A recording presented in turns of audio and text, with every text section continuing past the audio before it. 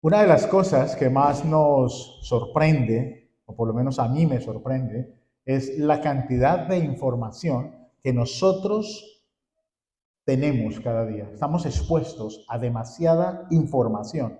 Y hoy en día, gracias al Internet y a los dispositivos móviles, nosotros podemos acceder a cualquier tipo de información solo con un clic.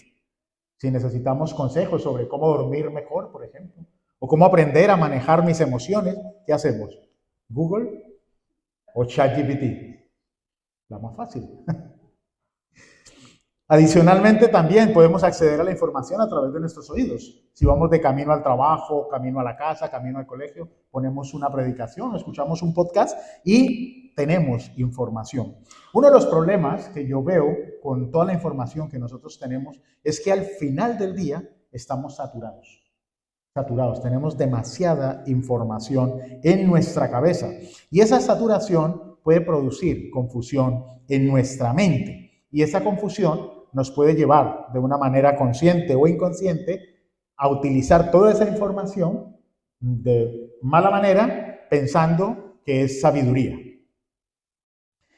La información siempre nos va a decir la forma en la que nosotros debemos o necesitamos hacer las cosas, pero la sabiduría nos va a ayudar a ordenar nuestra vida. Necesitamos sabiduría más que información. Por eso hoy, en Efesios capítulo 5, versículos 15 al 21, Pablo nos va a confrontar con una realidad. No se trata de hacer más cosas en el día, sino de vivir mejor, no de llenar el tiempo con muchas actividades, sino que lo que necesitamos es redimir el tiempo. Para desarrollar el sermón, vamos a ver dos respuestas a la misma pregunta. La pregunta es, ¿cómo el sabio redime el tiempo en días malos? Leamos el pasaje, por favor, acompáñenme en su Biblia, Efesios capítulo 5, versículos 15 al 21. Efesios 5, 15 al 21. Por tanto, tened cuidado cómo andáis, no como insensatos, sino como sabios, aprovechando bien el tiempo, porque los días son malos. Así pues, no seáis necios, sino entended cuál es la voluntad del Señor. Y no os embriaguéis con vino, en lo cual hay disolución, sino sed llenos del Espíritu, hablando entre vosotros con salmos, himnos y cantos espirituales, cantando, alabando con vuestro corazón al Señor, dando siempre gracias por todo, en el nombre de nuestro Señor Jesucristo, a Dios el Padre, sometiéndoos unos a otros en el temor de Cristo. La primera respuesta que nos da Pablo, versículos 15 al 17, es que el sabio mira con cuidado el tiempo. Y es interesante que Pablo inicia este pasaje con una advertencia. Mirad o tened cuidado cómo andáis. Y no solo que nos advierte, sino que complementa la advertencia y nos dice no como insensatos, sino como sabios. ¿Qué son los insensatos? De acuerdo a la Real Academia de la Lengua Española, un insensato es una persona que actúa sin sentido común, prudencia o buen juicio. Implica comportarse de manera irreflexiva, tonta o absurda, a menudo ignorando las consecuencias de sus actos. Normalmente la insensatez se asocia con la falta de madurez y la necedad. Y es que en este contraste, Pablo también nos muestra que la sabiduría no inicia con pasos, ni hay fórmulas, ni hay técnicas, sino que dice que la sabiduría comienza observando la forma en la que estamos usando nuestro tiempo. Las traducciones convencionales suelen traducir este pasaje como aprovechando bien el tiempo. Pero cuando uno mira la palabra griega, realmente significa redimir. Lo que significa literalmente rescatar algo y devolverlo a la posición en la que se encontraba previamente. Esta misma expresión es la que utiliza Lucas cuando habla del hijo pródigo. Que el hijo pródigo despilfarró, dañó, destruyó, acabó con todo lo que el padre le había dado. Es exactamente la misma palabra. En el capítulo 1 de esta carta de los Efesios, nosotros leíamos, en Jesucristo tenemos redención mediante su sangre, el perdón de nuestros pecados, según las riquezas de su gracia. Hasta este punto, lo único que ha sido redimido somos nosotros. Pero necesitamos entender que Dios nos redime para que nosotros nos convirtamos también en agentes de redención. Es decir, para que nosotros hagamos con todas las cosas que Dios nos da, que nosotros usemos todas las cosas que Dios nos da para el propósito para el cual Dios las creó. Y eso incluye, obviamente, el tiempo. ¿Y esto por qué? Porque el mundo, la corriente de este mundo, tiene una particularidad, y es que tiene la propiedad de distorsionar los regalos de Dios. Y los convierte, no solo los distorsiona, sino que los convierte en trampas para esclavizar a los creyentes. Pablo dice que debemos redimir el tiempo y nos dice por qué. Porque los días son malos. Y es que cuando se refiere a los días malos, no está hablando del tiempo. No es que hoy es un día gris y es malo, o no es que hoy me ha ido mal, entonces es un día malo. Pablo está hablando de que los días, o sea, todos los días son malos. ¿Por qué? Porque está describiendo al mundo caído en el cual nosotros vivimos. En este mundo, donde el pecado ha afectado absolutamente todo, el corazón, la mente, la voluntad, y adicionalmente el sistema del mundo que tiene una corriente que va totalmente en contra de lo que Dios tiene para nosotros. Nosotros vamos contra cultura. Todas las cosas que los creyentes hacemos va en contra de lo que el mundo vende o lo que el mundo necesita. Por eso, los creyentes necesitamos entender que no estamos en una posición neutral. Nosotros estamos en guerra y el tiempo no es inocente. Cada día, cada minuto, cada segundo de nuestra vida estamos expuestos a tentaciones, distracciones, sistemas que compiten por nuestra atención y por nuestra lealtad. Cada minuto, cada segundo de nuestra vida vamos a encontrar esta guerra y esta oposición. Cuando la Biblia dice redimir el tiempo, no está hablando de que descarguemos una aplicación que nos ayude a organizar nuestro tiempo de una mejor manera, sino que estamos hablando de una batalla espiritual. Es una batalla constante, es una batalla donde el enemigo te quiere robar el tiempo y lo hace a través del sistema que este mundo utiliza. Por eso, si nosotros no somos intencionales en el uso de nuestro tiempo, terminaremos perdiéndolo y seremos arrastrados por la corriente de este mundo. Yo no sé cuántos aquí tienen redes sociales, pero cuando uno se sienta con alguna red social y empiezas a hacer scroll, que es la acción de estar bajando con el dedo, tú ves un reel y te parece interesante, y entonces el algoritmo automáticamente dice, mira, he invertido aquí segundos, y entonces te manda otro que te parece interesante, y otro, y otro, y otro. Y cuando te quieres dar cuenta, llevas 20 minutos, 30 minutos, 40 minutos, una hora.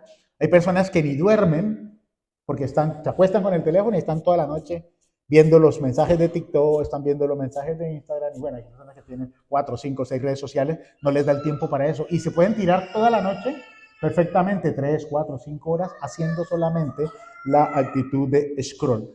Y entonces uno puede decir, uy, se me fue el tiempo, que es la expresión que uno utiliza, se me fue el tiempo. Pero realmente el tiempo no se va, hermanos, no se va, porque esa hora o esas 2 horas o ese tiempo que usted invirtió en las redes sociales fue comprado.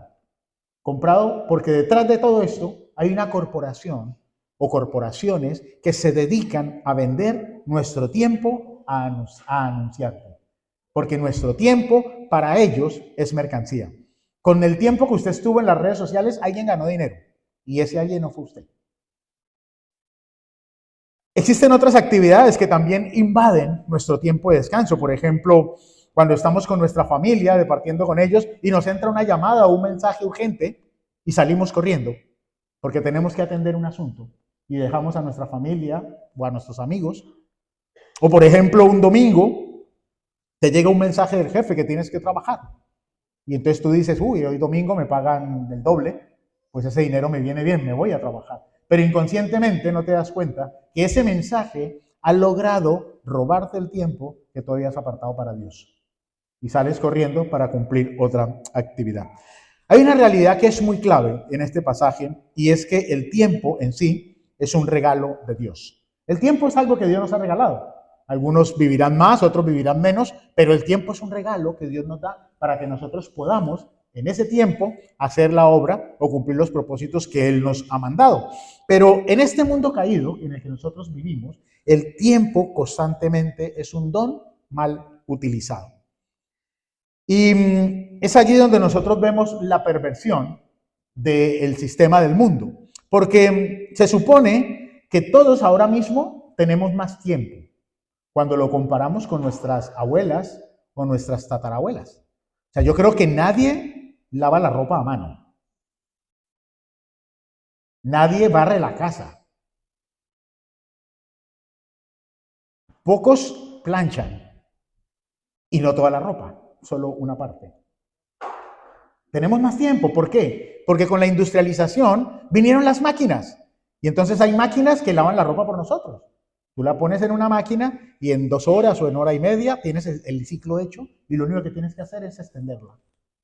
Todavía no hay máquinas para extenderlas, pero seguramente dentro de poco las tendremos. Tenemos también máquina arrocera. Tenemos una máquina picadora, ya no tienes que estar ahí con el cuchillo y la tabla, aspiradoras robot, licuadoras, ollas, que lo único que tú haces es ponerle los ingredientes, le das a un botón, te prepara las comidas y tú le dices, quiero que esté caliente a las 6 que llego del trabajo. Y cuando llegas, lo único que tienes que hacer es abrir la olla y servirte los alimentos. Se supone que las máquinas nos liberan el tiempo. Pero la realidad es contraria. No tenemos tiempo. Yo no sé cuántos de ustedes tienen tiempo o a cuántos les sobra el tiempo. O sea, vivimos afanados porque no tenemos tiempo. Y quizás ustedes son como yo, que quisiera que el día tuviese 30 horas porque no me alcanza. No me alcanza. Trabajo en las mañanas, estudio en la tarde, en la noche preparo el sermón, atiendo a las personas y no tengo tiempo. Pero aún así, tengo tiempo para las redes sociales, tengo tiempo para ver un partido de fútbol, tengo tiempo para ver una película, tengo tiempo. Y hay días que digo, necesito 30 horas al día. Pero realmente las 24 horas que tenemos es suficiente, porque Dios todo lo hace perfecto. El problema es que no estamos aprovechando el tiempo en las cosas que realmente edifican nuestra vida y alimentan nuestras relaciones interpersonales. Y en este asunto, desafortunadamente, creo que especialmente los inmigrantes, no únicamente, pero especialmente tenemos una trampa adicional y es la trampa del cuándo. Cuando tenga los papeles voy a empezar a hacer esto. Cuando mis hijos crezcan, voy a servir más al Señor. Cuando me suban el sueldo, voy a trabajar menos y ya me dedicaré a servir al Señor. Y resulta de que siempre es cuando termine la universidad y entonces viene el máster y luego viene el doctorado y luego viene y siempre estamos con el cuándo. La realidad es que las cosas, los días son malos. Nosotros decimos, cuando las aguas se calmen, entonces yo voy a empezar a hacer. Pero el problema, mis hermanos, es que los días no se van a calmar. No podemos esperar días buenos porque nosotros vivimos en un mundo que está gobernado por el mismo Satanás. Es el príncipe de las tinieblas, el príncipe de este mundo lo llama la Biblia. Nosotros estamos o vivimos en un sistema que busca esclavizarnos cada segundo. Y en algunas personas logra conseguirlo. Y a tal punto que nos convertimos esclavos de lo que el mundo nos ofrece. Pero por eso necesitamos entender que nosotros, los cristianos, hemos sido redimidos por la sangre de Cristo para poder también redimir otras cosas. Nosotros, el que pertenece a este sistema no puede redimir absolutamente nada, porque el mundo lo ve como mercancía. Pero nosotros que somos creyentes, que entendemos que hemos sido comprados por la sangre de Cristo, entendemos que nosotros, ni lo que es de nosotros, le pertenece al enemigo. Es más, ni nos pertenece a nosotros, le pertenece a Dios. Porque Dios nos compró con la sangre de Jesucristo. Y es por eso que Pablo en el versículo 17 dice, no seáis necios, entended cuál es la voluntad del Señor. Y la voluntad del Señor según lo que dice Pablo en este pasaje, es que nosotros aprovechemos el tiempo, que redimamos el tiempo. El que es necio siempre va a tomar decisiones como si nadie estuviese comprando el tiempo, como si fuese dueño de su tiempo, porque cree que él vive en un sistema neutro. Y entonces puede hacer con su tiempo lo que quiere, pero no se da cuenta que realmente está en una zona de combate y que está perdiendo la lucha contra el enemigo, porque está de su lado. Pero los que somos sabios, los creyentes, necesitamos mirar con cuidado, como dice Pablo, cómo estamos caminando y cómo estamos invirtiendo nuestro tiempo. Reconocemos que estamos en una lucha y que necesitamos redimir el tiempo, porque la única manera de ganar esta lucha no es con intenciones, sino que es a través de lo que nosotros tenemos dentro. Y para hablar de lo que tenemos dentro, nos conectamos con el segundo punto del sermón, que es la segunda respuesta a la pregunta, ¿cómo el sabio redime el tiempo en días malos? En los versículos siguientes, 19 al 21, Pablo dice que el sabio busca ser lleno del Espíritu. Y aquí necesitamos hacer una diferenciación. Una cosa es tener al Espíritu y otra cosa es ser llenos del Espíritu. Cuando nosotros empezamos esta serie de Efesios, en el capítulo 1, versículo 13, leíamos, en él, hablando de Jesucristo, también vosotros, después de escuchar el mensaje de la verdad, el evangelio de vuestra salvación, y habiendo creído, fuisteis sellados con él, con el Espíritu Santo de la promesa. Hermanos, si realmente nosotros hemos creído en el Señor, si realmente nosotros hemos nacido de nuevo, nos hemos convertido en el templo del Espíritu Santo. Por lo tanto, el Espíritu Santo ya está en nosotros, o sea, vive y habita en nosotros. Por eso, en el capítulo 4, versículo 30, nosotros leíamos que no deberíamos entristecer al Espíritu Santo de Dios porque fuimos sellados con Él para el día de la redención. Porque claro, nuestra conducta, lo que hacemos, lo que decimos, tiene el poder de entristecer al Espíritu Santo que habita en cada uno de nosotros. Por eso, Pablo en Efesios 18 dice no dice recibid al Espíritu, sino que dice sed llenos del Espíritu de Dios. Y esto es muy importante, porque Pablo aquí está resaltando algo en lo cual hace énfasis, y es que ninguno de nosotros nos podemos llenar a nosotros mismos. Él por eso dice sed llenos. Él no dice llénense del Espíritu, sino que dicen sed llenos, lo cual significa que nosotros los creyentes necesitamos un agente externo obrando en favor de nosotros para producir esa llenura. Y obviamente ese agente es el Espíritu Santo de Dios. Y aquí es donde nosotros encontramos la clave o el centro del pasaje. Ninguno de nosotros produce llenura. Nosotros recibimos llenura. Y ahí es donde nosotros vemos la obra soberana de Dios, obrando en la vida de cada uno de los creyentes. Es algo que nosotros no podemos hacer, es algo que nosotros no merecemos, pero es algo que Dios hace en cada uno de nosotros. Ser lleno del Espíritu Santo es una experiencia constante. Sed es un verbo continuo. No es solamente un momento, sino que es una obra que el Espíritu Santo está haciendo para llevarnos a vivir conforme a la voluntad del Padre. No se trata de ser llenos un domingo, no se trata de recibir imposición de manos, como dicen algunos, y entonces me llené del Espíritu Santo. No, es algo que el Espíritu Santo hace, es un proceso mediante el cual nosotros nos vamos llenando y ese proceso es continuo, día a día, minuto a minuto, segundo a segundo. Pero para poder ser llenos del Espíritu, como no es una experiencia emocional, sino que es algo espiritual, necesitamos tener una vida bajo su influencia, bajo su poderío, una vida bajo su dirección conforme a la palabra de Dios. Y eso solamente se puede conseguir en la medida que nosotros tengamos una relación de calidad con Dios.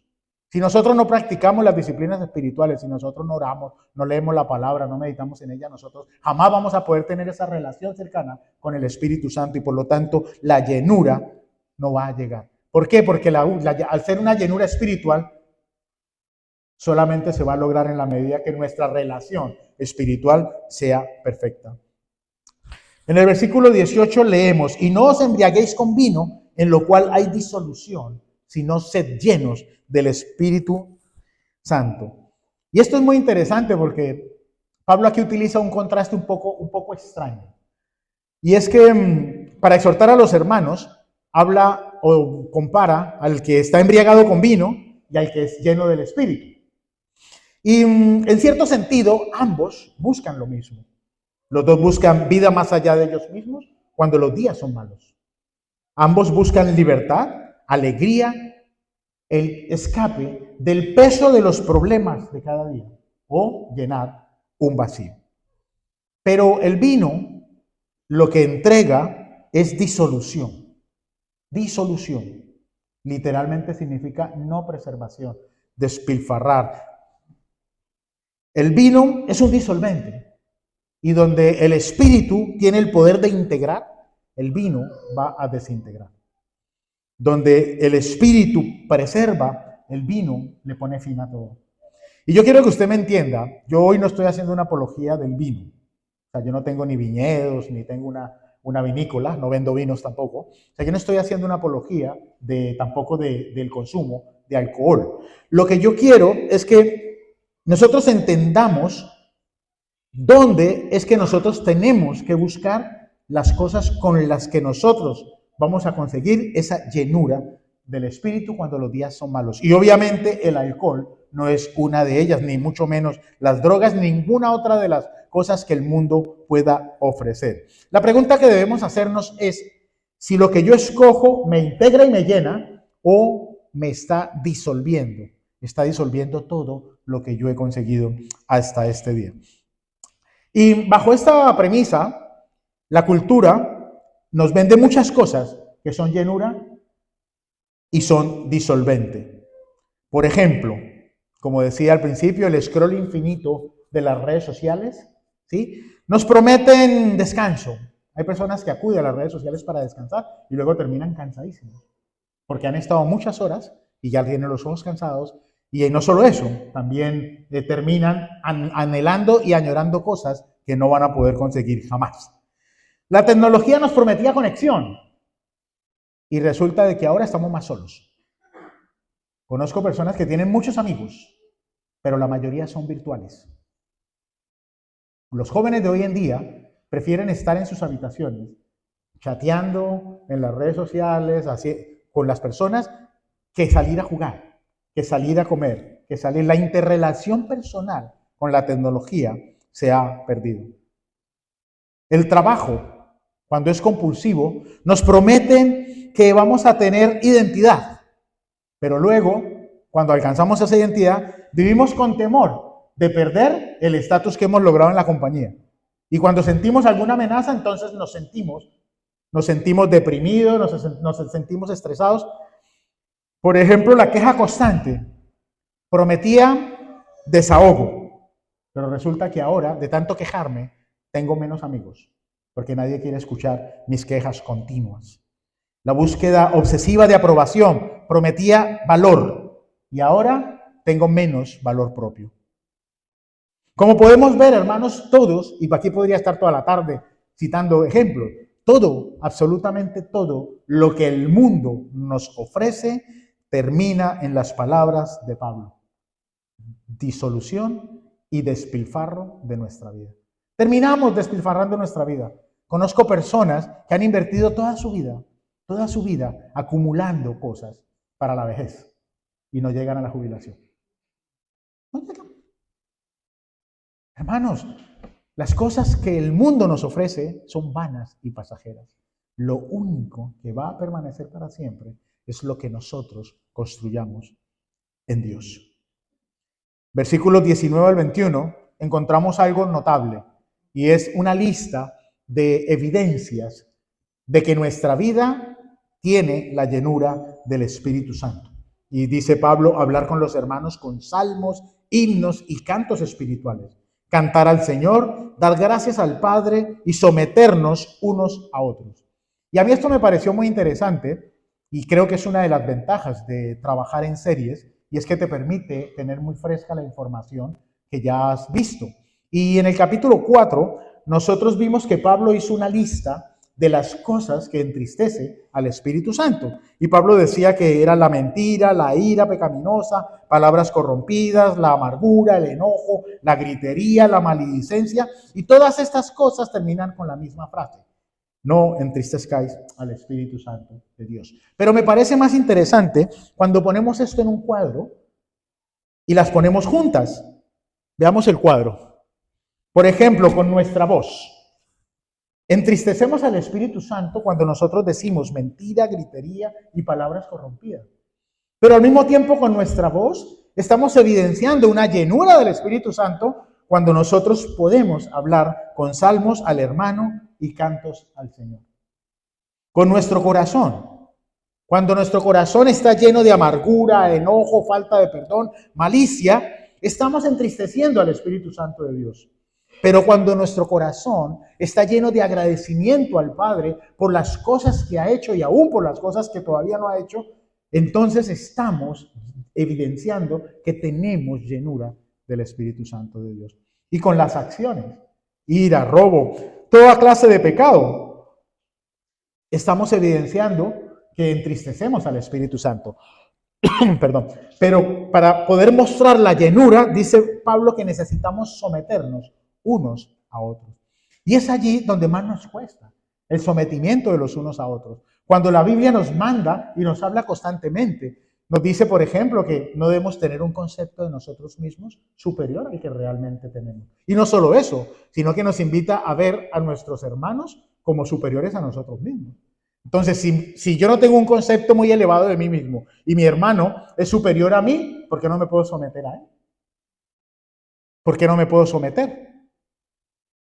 La pregunta sería: ¿lo que estoy vaciando dentro del recipiente de mi corazón, de mi vida, entristece al Espíritu Santo o evidencia que estoy lleno de él? Es una pregunta para que usted se la conteste.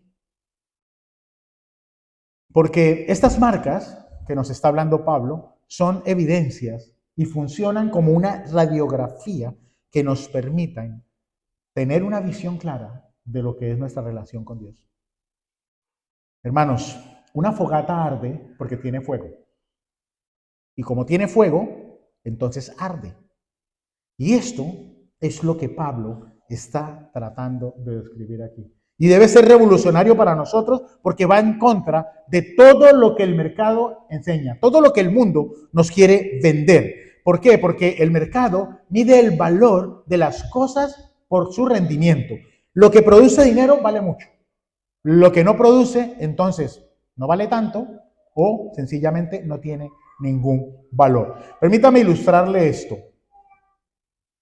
Por ejemplo, sentarse a la mesa con la familia sin ninguna prisa. Congregarse todos los domingos. Tomar un café con un hermano de la iglesia, una hermana de la iglesia, sin esperar que me pueda ayudar a conseguir un trabajo. Estar en la reunión de oración los miércoles cuando podría descansar después de un día de trabajo. Quedarme después del culto, hablar con alguien sin tener agenda. Hermano, lo invito a comer. Como dicen por allí en las redes sociales, yo afán no tengo. Podemos estar aquí toda la tarde, toda la noche, que yo afán no tengo. Llamar a nuestros padres en Ecuador, en República Dominicana, en Venezuela, en Colombia, sin tener un asunto puntual para resolver. Porque claro, llamar a nuestros padres para que nos busquen un documento urgente que necesitamos. Mamá, necesito la partida de nacimiento. Pues tú que sabes dónde está, a ver si me la ayudas a encontrar. O llamar a nuestros padres para pedirles que nos hagan una gestión. O sea, llamar a nuestros padres para hablar con ellos por horas, si es necesario, simplemente por escucharlos.